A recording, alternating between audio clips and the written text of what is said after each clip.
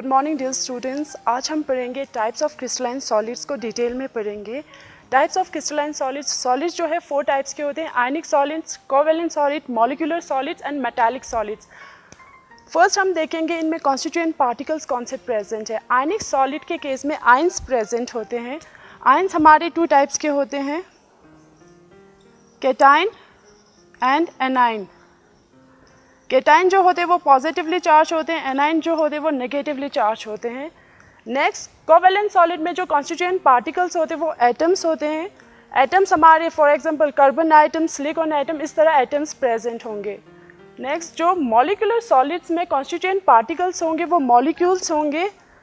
Molecules हमारे होते हैं for example water, H2O, HCl, I2H2, इस तरह मॉलिक्यूल प्रेजेंट होंगे। मेटालिक सॉलिड में जो कॉन्स्टिट्यूएंट पार्टिकल्स होते हैं वो मेटल आइटम होते हैं। मेटल आइटम होते हैं आयरन आइटम, इस तरह मेटल आइटम प्रेजेंट होते हैं। नेक्स्ट हम देखेंगे इनमें बॉन्डिंग और अट्रैक्टिव फोर्स कौन से प्रेजेंट है। आयनिक सॉलिड्स में प्रेजेंट होते हैं आयनिक बॉन्ड। आयनिक बॉन्ड किसे कहेंगे? आयनिक बॉन्ड जो होते हैं वो होते हैं फोर्स ऑफ अट्रैक्शन होते हैं। Force of attraction between positive and negative charge के बीच में जो फोर्स ऑफ अट्रैक्शन होते हैं उसी को हम कहते हैं आयनिक बॉन्ड, और हम इसको कह सकते हैं इलेक्ट्रोस्टैटिक फोर्स भी कह सकते हैं। नेक्स्ट है कोवैलेंट सॉलिड में जो बॉन्डिंग होते हैं वो कोवैलेंट बॉन्ड प्रेजेंट होते हैं।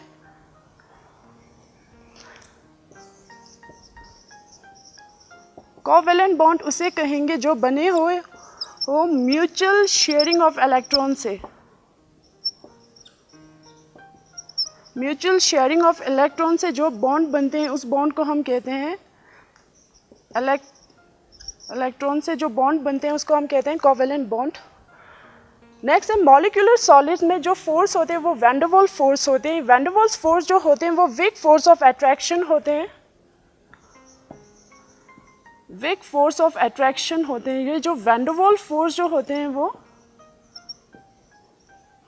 वीक फोर्स ऑफ अट्रैक्शन होते हैं।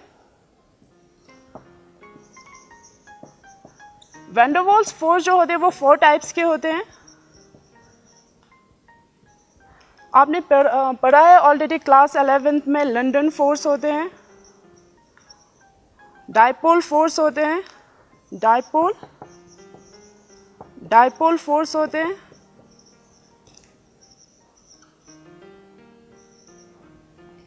नेक्स्ट होते हैं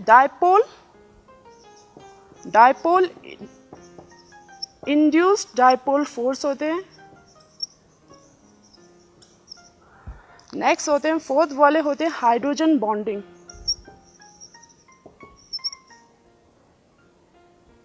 ये हो गए 4 types of van der Waals forces. Metallic solids में जो बॉन्ड होते हैं वो मेटालिक बॉन्ड होते हैं। मेटल के एक प्रॉपर्टी होते हैं, मेटल जो होते हैं वो इलेक्ट्रोपॉजिटिव इन नेचर होते हैं। मेटल जो है वो रेडिली लॉस करते हैं इलेक्ट्रॉन को,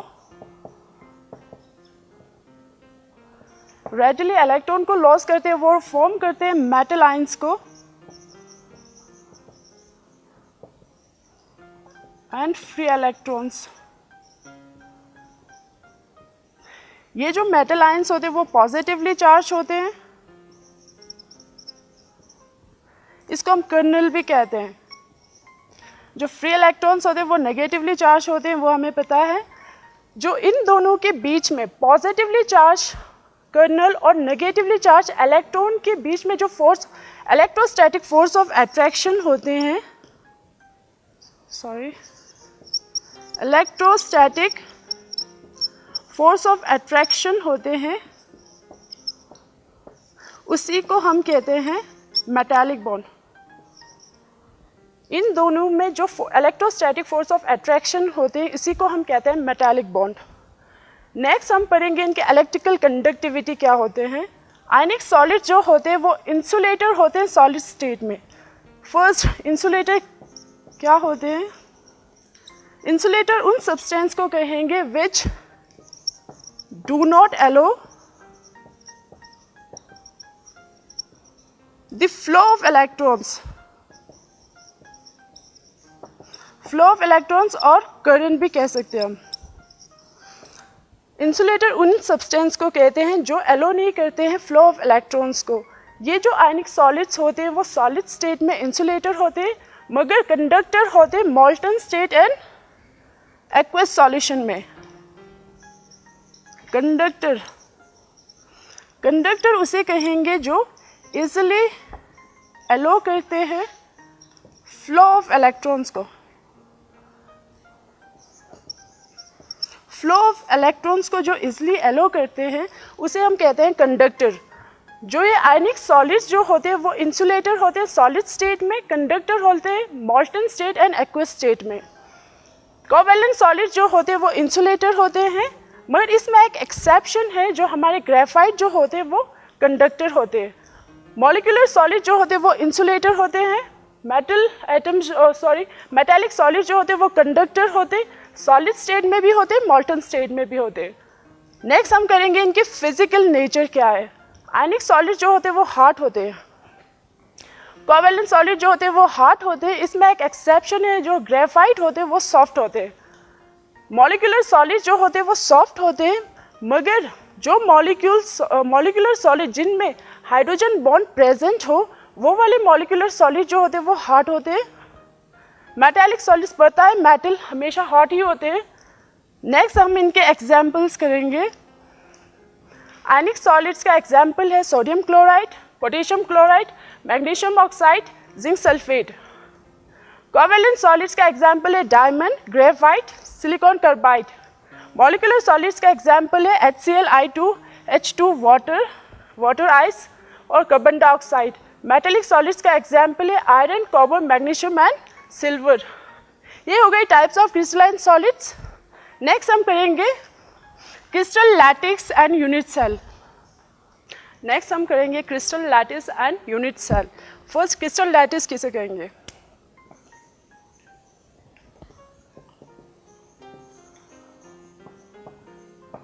और regular three dimensional arrangement of constituent particles को ही हम कहते हैं crystal lattice. Regular 3 dimensional arrangement of constituent particles को ही हम कहते हैं क्रिस्टल लैटिस।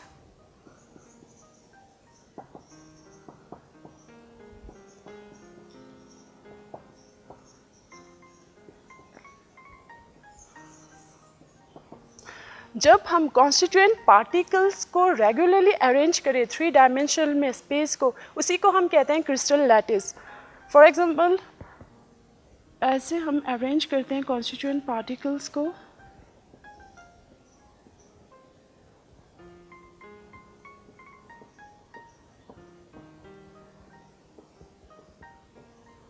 ये जो पॉइंट है हम इसको कहते हैं लैटिस साइट कहते हैं, और हम इसको कह सकते हैं लैटिस पॉइंट भी। ये जो पॉइंट है ये रिप्रेजेंट कर रहा है कॉन्स्टिट्यूएंट पार्टिकल्स को,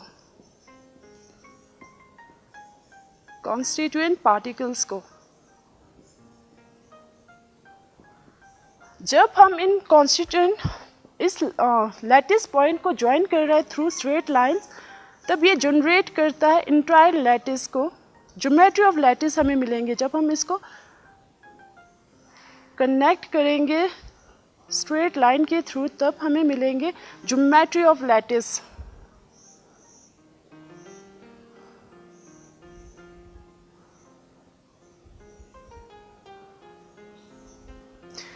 ये जो स्मॉल पोर्शन है, जो स्मॉलेस्ट पोर्शन है, जो कि रिपीट हो रहा है, हर डायरेक्शन में रिपीट होते हैं, इस स्मॉल पोर्शन को हम कहते हैं यूनिट सेल। नेक्स्ट हम करेंगे यूनिट सेल क्या होते हैं।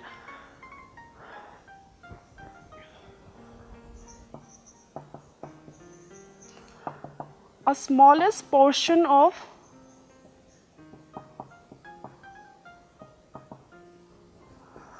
crystal lattice होते हैं which when repeat होते हैं different direction में,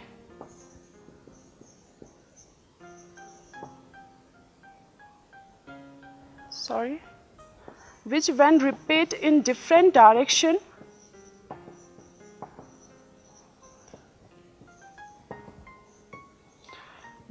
में जब रिपीट होंगे तो जनरेट होंगे एंटायर लेटेक्स।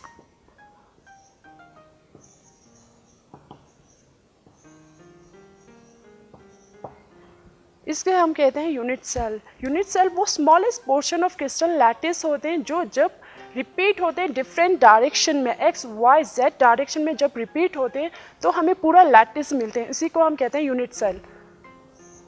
यूनिट सेल जो है फर्दर ऑफ 2 टाइप के होते हैं। हमारे primitive unit cell,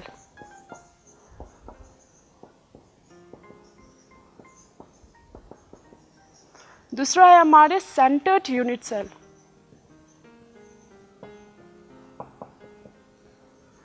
primitive unit cell, इसको हम सिंपल यूनिट सेल भी कहते हैं। प्रिमिटिव यूनिट सेल में जो कॉन्स्टिट्यूएंट पार्टिकल्स होते हैं वो सिर्फ कॉर्नर पर प्रेजेंट होते हैं, कॉर्नर ऑफ यूनिट सेल पर ही प्रेजेंट होते हैं, इस तरह।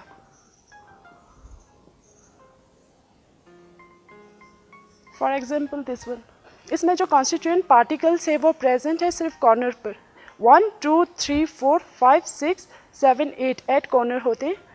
प्रिमिटिव यहाँ पर कॉर्नर जो होते हैं वो 8 होते हैं। प्रिमिटिव यूनिट सेल उस यूनिट सेल को कहेंगे जहाँ पर कॉन्स्टिट्यूएंट पार्टिकल जो है सिर्फ कॉर्नर पर प्रेजेंट होते हैं, ठीक है। सेंटर्ड यूनिट सेल में जो कॉन्स्टिट्यूएंट पार्टिकल्स होते हैं वो प्रेजेंट होते हैं position other than corner. Other than corner को, कॉर्नर पे तो होते हैं, इन एडिशन अदर पोजीशन पे भी प्रेजेंट होते हैं।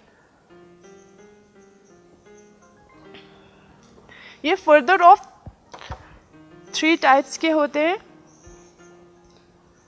फर्स्ट फेस सेंटर्ड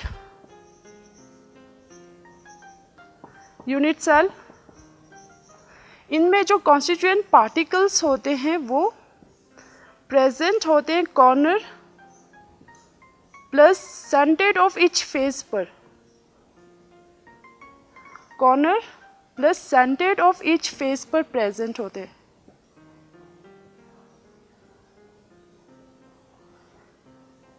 ठीक है।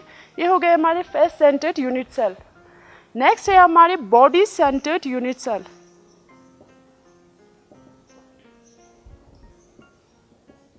इनमें जो कॉन्स्टिट्यूएंट पार्टिकल्स होते हैं वो प्रेजेंट होते हैं कॉर्नर प्लस बॉडी सेंटर्ड के, बॉडी के बीच में, बॉडी सेंटर्ड पर प्रेजेंट होते हैं कॉन्स्टिट्यूएंट पार्टिकल्स, इस तरह प्रेजेंट होते हैं। ये जो है हमारे यूनिट सेल है इसके बीच में प्रेजेंट होंगे, यहाँ पर कॉन्स्टिट्यूएंट पार्टिकल्स जो है प्रेजेंट होंगे इसके बीच में, ठीक है। नेक्स्ट है हमारे एंड सेंटर्ड यूनिट सेल।